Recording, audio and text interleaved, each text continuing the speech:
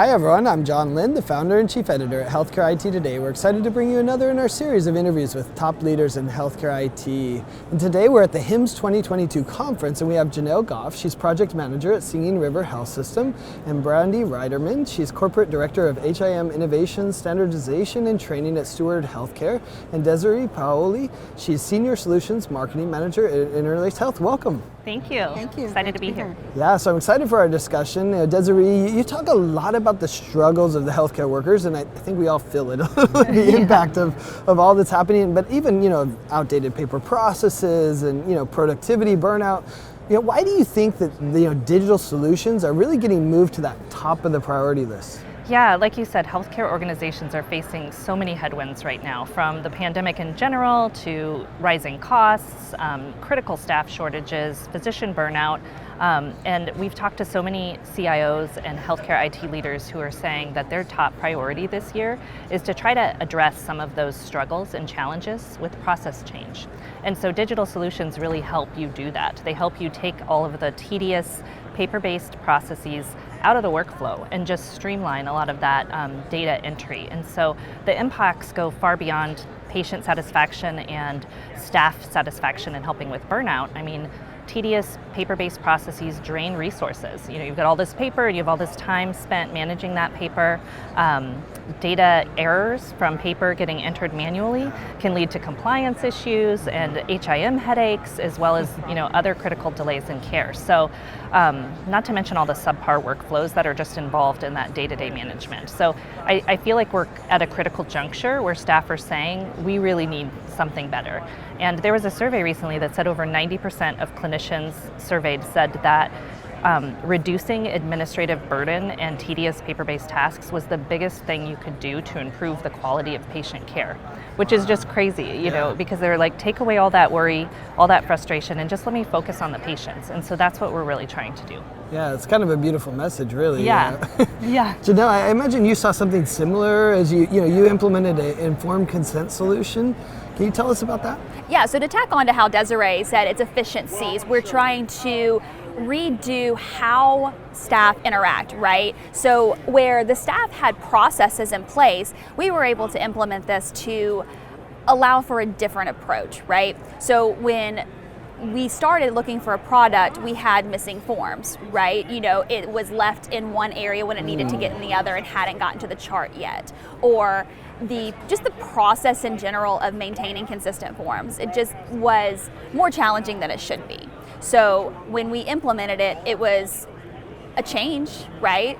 But throughout COVID and the pandemic, we found that digital solution, we were able to wipe down the consent, right? Or wipe down the tablet, where you couldn't do that with paper before, and it lessened that transition and transfer process, which was a great option for us. Yeah, I think it's interesting you did it in the exam room, whereas Brandi, you did it at registration, right? And you're working with Interlace to kind of combat these same challenges. It's interesting, the compliance challenge that you highlight, yes. Right? But you're doing it at registrations. And talk about the value you're working on the registration side. Yeah, absolutely. So having Interlace Health up front as part of our registration workflow has really increased our productivity. It's decreased costs and waste. We're not throwing away paper, or we're not producing extra paper, which takes toner and wear and tear on your printers and your scanners. And it also helps ensure that we're compliant with securing those patient signatures at the point of registration. And so we're able to go ahead and take iPads to the ER if we need to, if the patient's in the back room. We can just take those forms to that patient and have them sign while they're being triaged. And so it's really just enhanced the whole patient experience at the point of registration. The registration staff, they're excited about using the technology. They're really proud of using it. And it's something that they will definitely complain about if it's not working, which doesn't happen very often, but when it goes down. They know. Oh yeah, yes. They're calling, hey Brandi, it's not working, what's going on? You realize how much they love it as soon as it goes down. Absolutely, they really do. So it's just really a win-win for everybody, for the patient, for the staff, and just overall, just the efficiency of the system and just getting away from that paper, because of all that management with that paper. It takes FTE hours. It takes time to manage that paper, to scan it, to manually index it. And we're rolling it out to other facilities right now, actually, that don't even have point of service scanning. So they're completely on paper in a very outdated workflow. So we're taking that workflow, that outdated workflow away now, and we're automating things with electronic signature of the forms, as well as the forms cold feed into the patient's chart at real time. Wow. So we're very compliant in making sure we get that consent on the patient's record before they're actually even seen and being treated. Yeah, that's impressive. Janelle, I mean, she talked about adoption by the registration staff, but physicians are kind of a different deal, and you have a presentation here at HIMSS. You're offering some tips for physician adoption. Like, how important is that physician adoption to the overall success of the project? Utmost importance, absolutely, because when it's come to informed consent, that is the provider's workflow. It's not the nurse, it's not the nurse manager, it is the provider's workflow, and they're the one at the bedside who is accounting for this, and they have to trust the process. So garnering trust, garnering adoption was significant in starting the process and even approaching them to, hey, we're going to move to this. You know, it's just like you have it on paper, we're going to do it digitally. So a lot of what I talk about in my presentation is about the forefront of the process, engaging with them, having the conversation, but then the process all the way through about how I stay attentive in communication and how you continue that garnering of the relationship with them.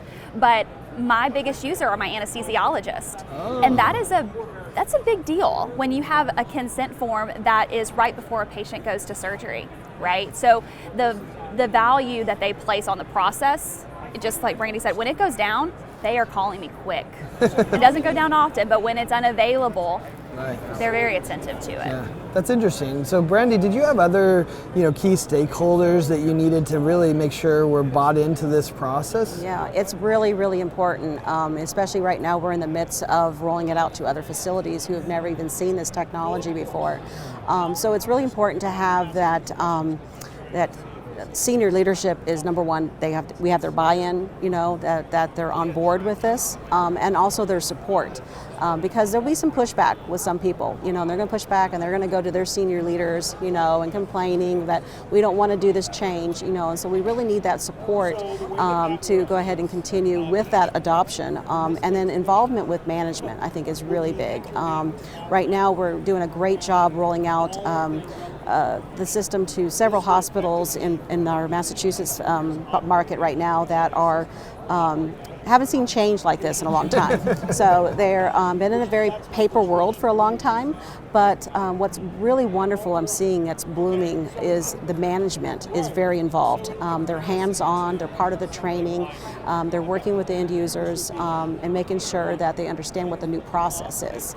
And with that, we're having to go ahead and kind of go back and look at some of our policies and procedures and realize that, on top of having buy-in and support from senior leadership, another great opportunity is looking at your current policies, because sometimes when you're introducing new technology, your policies might be outdated, and you need to tweak those policies to line up with that technology. Yeah, that's a great point.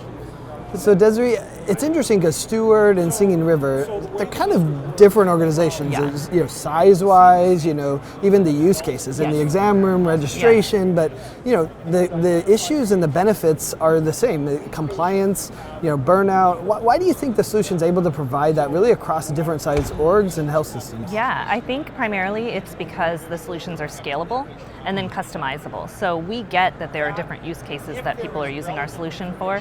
We get that they are different sized hospitals and maybe even on different EHRs. And oftentimes we might get an organization that has clinics on one EHR and the main hospital on another EHR. So we have to be agile, we have to be flexible, and we've built our solutions to do that.